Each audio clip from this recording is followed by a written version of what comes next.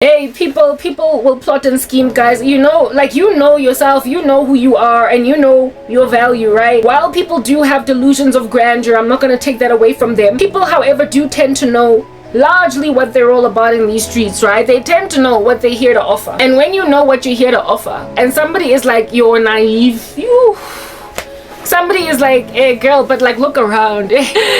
Batung, I'm like 41. I came initially from a relatively healthy middle class family, and I was a happy-go-lucky young woman on the come up. I was popular among my peers. I was sought after by guys. I was just the woman that was most likely to marry a really great guy. But this society is really ageistic, and once a woman hits the age of 32, not even 35, the other day I listened to a video on YouTube of some dude saying a woman has reached a sell-by date. If she's not married by 32, she better start looking at her standards.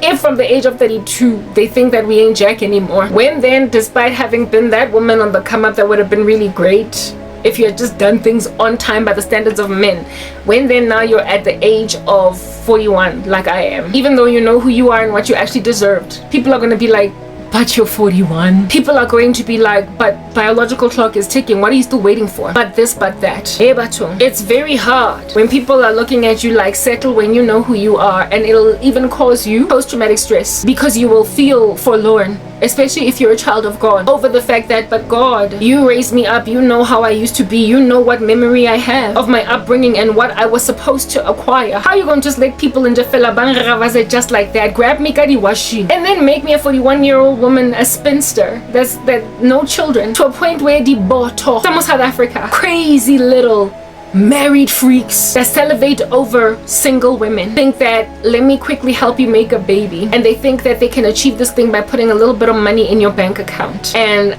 I keep saying time and time again, listen, get away from me with all of that, I'm not that woman. And they keep trying and they keep testing anyway. Yeah, you will feel forsaken by the Lord until you remember that God does not look at you the way that the world looks at you. When they think you're worn out like a garment, He puts a baby in your stomach, opens your womb, because your name is Elizabeth and his name is John the Baptist. Remember how God sees you.